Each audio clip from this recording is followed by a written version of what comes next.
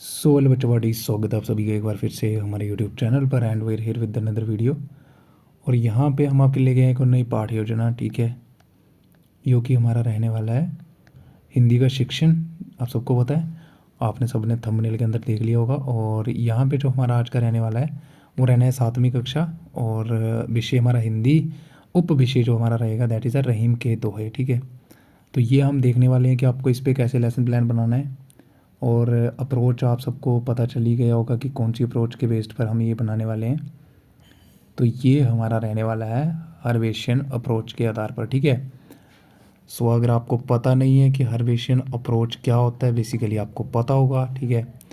हर्वेशियन approach एक approach होती है कि हमें कब पे कैसे जो है, यानी हिंदी में अगर बात करें तो हर्बेटियन दृष्टिकोण, ठीक है। तो ये एक अप्रोच थी कि कैसे हमें कोई भी पाठ योजना वो तैयार करनी है, कैसे क्लासरूम के अंदर उसको डिलीवर करना है। तो ये इससे ज़्यादा कुछ नहीं आपको जानने की ज़रूरत है। ऊपर रहता है हमारा आइडेंटिफिकेशन डेटा, फिर आ जाते हैं हमारे सामान्य उद्देश्य, ठीक है। सामान्य उद्देश्य मीन्स जनरल ऑब्जेक्टिव्स, ठीक है। तो इसमें आप सबको पता है क्या क्या लिखते हैं। सामान्य उद्देश्य हमारे हर एक जो पाठ योजना होती है उसमें क्या होते हैं, ये एक जैसे रहते हैं, ठीक है। योजना लिख दिया मैंने। तो हमारी जो पाठ योजना होती है वहाँ पे क्या होता है, ये सेम रहते हैं, ठीक है। चाहे कोई भी आपका लेसन प्लान हो, हिंदी का अगर होगा तो उसमें सामान्य उद्देश्य हमारे सेम रहेंगे। जैसे विद्यार्थियों के शब्द भंडार में वृद्धि करना, ठीक है। उनकी जो भाषा की शैली होती है, यानी भाषा के रिलेटेड जो उनके जो भी चीज़ें होती हैं, जैसे बोलना, ठीक है, लिखना, ठीक है, और शुद्ध वाचन करना, ये सारी चीज़ें हमारी जो हैं बच्चों के अंदर इसको अच्छे से सिखाना और इस चीज़ का जो है वो विकास करना। छात्रों में दोहे का संसाधन, रसास्वादन, ठीक है, रसास्वादन, और मतलब सही से उस चीज़ को सिखाना, ठीक है। मतलब दोहे जो कैसे पढ़ते हैं हम, दोहे ऐसे थोड़ी ना पढ़ते हैं। दोहे में कोई क्या होता है, एक प्रॉपर रिदम होती है, ठीक है, एकदम ऐसे करके गति होती है, उनका कोई तरीका होता है पढ़ने का, ठीक है। तो ये सारी चीज़ें उनको सिखाना। लेकिन अगर हम ये बात करें तो ये हमारा सामान्य उद्देश्य नहीं होगा, ठीक है। इसको आपको नीचे लिखना है विशिष्ट उद्देश्य के अंदर, ठीक है। क्योंकि सामान्य उद्देश्य हमारे रहते हैं सामान्य ही, ठीक है। विशिष्ट हमारा देखो, दोहे तो हम हर एक उसमें नहीं पढ़ाएंगे ना, ये सामान्य थोड़ी ना रहेगा, ये तो हमारा विशिष्ट है क्योंकि हम दोहे पढ़ रहे हैं। तो ये लाइन आपको नीचे वाले में लिखनी है। छात्रों को दोहे का ज्ञान कराना, समझ करवाना, और क्या वो दोहे के थ्रू जो है वो जो कवि हैं वो दोहे के थ्रू क्या जो है वो दर्शाना चाहते हैं, वो सारी चीज़ें, यानी उचित लय के साथ, ताल के साथ, ताल वही हो गया हमारी कोहेरेंस होगी, लय मतलब एक टाइप की फ्लुएंसी से पढ़ना सिखाना बच्चों को, ये हमारे रहेंगे विशिष्ट उद्देश्य, ठीक है। और रीतिकाल की जानकारी भी देना उनको, ठीक है। और शिक्षण सामग्री आ जाता है हमारा, ठीक है, टीचिंग एड्स आ जाता है इसके बाद हमारा। तो इसमें हमारा क्या रहता है, आप इसको दो में कर सकते हो विभाजित, ठीक है।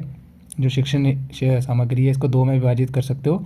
एक में आप सामान्य लिख सकते हो, ठीक है, सामान्य शिक्षण सामग्री पहला, जिसमें हमारा जो जर्नल क्लासरूम के अंदर जो सामान्य हमारे टूल रहते हैं, यंत्र रहते हैं, जैसे श्याम पट्ट हो गया, चाक हो गया, जार्डन हो गया यानी डस्टर हो गया, संकेतन हो गया, पॉइंटर वगैरह, ठीक है, ये हमारे किस में आ जाएंगे, सामान्य में। फिर आप जो है वो विशिष्ट लिख सकते हो या विशेष, जो हमारी विशेष शिक्षण सहायक सामग्री होती है ना, उसको आप जो है वो दूसरा आ जाएगा। और इसके अंदर अपना आ जाएगा पाठ से संबंधित चार्ट, पुस्तक, पाठ्य पुस्तक, ये हमारे विशेष आ जाएंगे, ठीक है। पाठ्य पुस्तक भी आप जर्नल में लिख सकते हो, इसमें आपका यही आएगा, पाठ से संबंधित चार्ट या फिर चित्र जो भी आप लेके जाते हो, ठीक है। तो वो हमारे जो है वो इसमें आ जाएंगे, किसमें, विशेष शिक्षण सहायक सामग्री में, ठीक है। तो यहाँ पर इधर इसको विभाजित कर सकते हो शिक्षण सामग्री को। उसके बाद पूर्व ज्ञान का परीक्षण होता है, ठीक है, यानी प्रीवियस नॉलेज अंडरस्टैंड टेस्टिंग होती है, या फिर इसको अपन मोटिवेशन भी कहते हैं। और मोटिवेशन को हम हिंदी में कहते हैं अभिप्रेरणा, ठीक है। अब अभिप्रेरणा भी लिख सकते हो इसकी जगह पे, पूर्व ज्ञान का परीक्षण। तो अभी पूर्व ज्ञान का परीक्षण करने के लिए छात्र जो अध्यापिका है या अध्यापक है उनसे कुछ प्रश्न पूछेगी या पूछेगा। अगर छात्र है तो अध्यापक, छात्र है यानी अध्यापक है। तो जैसे बच्चों, काल किसे कहते हैं, तो बच्चे बोलेंगे समय को काल कहते हैं। तो हिंदी साहित्य को कितने कालों में बांटा गया है, तो बच्चे बोलेंगे 4 कालों में बांटा गया है। रहीम किस काल के कवि हैं, तो बच्चे बोलेंगे रीतिकाल के हैं, ठीक है। उसके बाद अगर हम बात करें तो उपविषय की घोषणा कर देंगे वो, ठीक है। आप यहाँ पे ना एक और प्रश्न ऐड कर सकते हो जो कि आपका क्या रहेगा, हाइपोथेटिकल प्रश्न रहेगा। तो यहाँ पे प्रश्न, और इसके पीछे आपको दिख रहा है ना, यहाँ पे एक लाइन में भूल गया, यहाँ पे उत्तर लिखा हुआ डायरेक्टली, तो उत्तर लिखोगे आप यहाँ पे, यानी अपेक्षित उत्तर, अपेक्षित उत्तर हम अपेक्षा कर सकते हैं, क्योंकि हमें पता नहीं है कि यही जवाब देंगे बच्चे, लेकिन हम जो है वो अपेक्षा कर सकते हैं, ठीक है। फिर आपका एक और प्रश्न यहाँ पे आप ऐड कर दोगे, वो ये रहेगा कि जैसे रहीम के कितने दोहे हैं, वो कोई कर सकते हो आप, ठीक है, वो पूछ सकते हो। या फिर रहीम किस काल के कवि हैं, ठीक है, ये तो बोल दिया उन्होंने, लेकिन ये किसको पता होगा, बच्चों को कहाँ पता होगा ये रहीम किस काल के कवि है ना। तो ये आप लास्ट में लिख सकते हो। इससे पहले आप जो है वो एक आधा दोहा जो है बच्चों को बता दो, और उसका जो है वो बच्चों को ट्रांसलेशन पूछ दो, या ऐसे करके कुछ लास्ट क्वेश्चन जो है, तो उसमें आप लिखोगे, कभी भी ऐसे नहीं लिखोगे कि जी नहीं, ऐसे लिख देते हो ना आपकी जी नहीं, पता नहीं है या नहीं जानते, ये कभी नहीं लिखना होता है। तो सिंपली आपको यहाँ पे लिखना है कि बच्चे प्रतिक्रिया कर भी सकते हैं, प्रतिक्रिया स्पेलिंग देख लेना इसका, ठीक है, क्रिया, प्रतिक्रिया जो है वो कर भी सकते हैं, या फिर ना भी कर सकते हैं, ठीक है, मतलब रिस्पॉन्स कर भी सकते हैं, नहीं भी कर सकते हैं। ये लास्ट क्वेश्चन का आपका उत्तर रहेगा, ठीक है।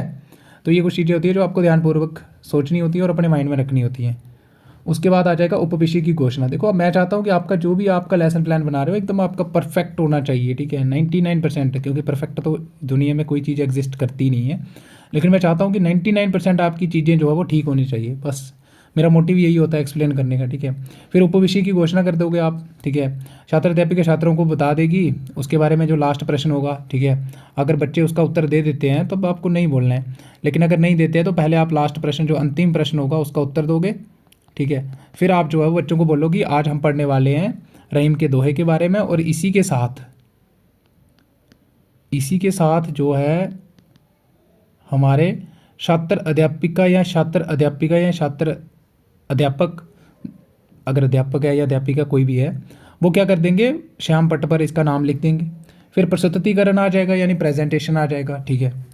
तो अभी आप जो है वो पढ़ोगे, ठीक है, बच्चों के लिए, ठीक है, तो इसको आदर्श वाचन कहते हैं, ठीक है। आप बच्चों को बोलोगे कि अपनी जो आपकी बुक है यानी किशोर भारती किताब है उसको खोलो, उसमें से रहीम के दोहे वाला जो आपका अध्याय है उसको निकालो, एंड मैं आपके लिए पढ़ूंगी, आपको मुझे ध्यानपूर्वक सुनना है। फिर आप जो है वो आदर्श वाचन करोगे, यानी जो छात्र अध्यापक या अध्यापिका होगी वो एकदम प्रॉपर समझ के साथ शुद्ध उच्चारण करेगी, एंड हाव भाव के साथ गति लय यानी कोहेरेंस हो गया, गति फ्लुएंसी के साथ बच्चों को पढ़ेगी, ठीक है। और वाचन मीन्स एक टाइप का प्रोनाउंसिएशन करना यानी रीडिंग करना, ठीक है। और ये आप थोड़ा सा लिख दोगे कि इसको पढ़ेगी, ये पूरा नहीं लिखना होता, ठीक है, जैसे ये 2-3 लिख दिए, क्यों लिखना है इतना लंबा, आपको बस एक लाइन लिखनी है, आगे डैश डैश डैश कर दो। उसके बाद आ जाएगा व्यक्तिगत वाचन। अभी आप बच्चों को बोलोगे कि एक एक करके आप मुझे ये चीज़ों पढ़ो, ठीक है, तो जो चीज़ बोल रहा है उसको ध्यान से सुनो। तो छात्र अध्यापिका बच्चों को बोलेगी या बोलेगा कि अब आप एक एक करके पढ़ो, और जहाँ पे भी वो गलती करते हैं, ठीक है, तो उन गलतियों का सुधार कौन करेगा, छात्र अध्यापक या अध्यापिका, ठीक है। ये भी आपको यहाँ पे लिख लेनी है लाइन, ठीक है। और बच्चे जो है वो एकदम प्रॉपर ताल से, ठीक है, वो मैंने आपको बता दी है, ठीक है, गति से, भाव से, लय से बच्चे पढ़ेंगे, वो भी आप लाइन यहाँ पे लिख सकते हो। श्याम पट्ट कार्य आ जाएगा, यानी ब्लैक बोर्ड पे वर्क आ जाएगा, तो यहाँ पे कुछ नए जो शब्द होंगे उनका वो आप लिख सकते हो, यहाँ पर्यायवाची शब्द जैसे आगे कोई तो उनका पूछ सकते हो, गगन, तो आप चित्र के माध्यम से ये चीज़ बता सकते हो बच्चों को, ठीक है। जैसे कन्नक क्या होता है, अटूट क्या होता है, ठीक है। फिर मौन वाचन करने को बोलोगे, साइलेंट रीडिंग, लास्ट में 4 से 5 मिनट तक रहता है ये हमारा। और उसके बाद हमारा आ जाएगा पुनरावृत्ति, जिसको अपन लोग बोलते हैं रिकैप्चुलेशन। तो बच्चों को कितना समझ आया, कितना उन्होंने सीखा, उसको निरीक्षण यानी उसका निरीक्षण करने के लिए अभी छात्र अध्यापक या अध्यापिका कुछ बच्चों से प्रश्न पूछेगी। ये बुक से रिलेटेड आप प्रश्न ऐड कर सकते हो यहाँ पे, ठीक है, किताब पे जो प्रश्न होंगे। फिर आ जाएगा प्रयोगात्मक कार्य, ठीक है, एप्लीकेशन, तो रिक्त स्थान भरने को बोल सकते हो आप, ठीक है। और लास्ट में गृह कार्य, ठीक है। तो ये आप चीज़ें यहाँ से उतार सकते हो सारी, और इसी के साथ हमारी जो पाठ योजना 8 की ख़त्म होती है, ठीक है। और बाकी भी आपको पाठ योजना मिल जाएंगी हमारी प्लेलिस्ट के अंदर, ठीक है, हिंदी का प्लेलिस्ट अलग से मिल जाएगा आपको, वहाँ पे जाके देख लो। और कहीं पे भी अगर आपको दिक्कत आ रही है, बस आप 1-2 लेसन प्लान अगर मेरे सुन लेते हो ना, जो मैं आपको डिक्टेट करता हूँ, तो मैं गारंटी देता हूँ उस चीज़ की कि आपको क्या होगा कि फर्दर कोई भी लेसन प्लान बनाने में दिक्कत नहीं आने वाली है, ठीक है। सो आज के लिए इतना ही, क्योंकि वीडियो शॉर्ट ही रखा करेंगे आज के बाद हम, क्योंकि वीडियो लंबा हो जाता है, इससे आपको भी दिक्कत होगी देखने में, ठीक है। So bye bye, have a good day. और चैनल को सब्सक्राइब करना नहीं भूलना है आप लोगों ने, जुड़े रहे हमारे साथ, ठीक है। और कहीं पे भी अगर दिक्कत आ रही है कमेंट सेक्शन के अंदर अपनी क्वेरी डाल दो, उसी टाइम रिजल्ट आपको मिलेगा, ठीक है। So bye bye, have a good day.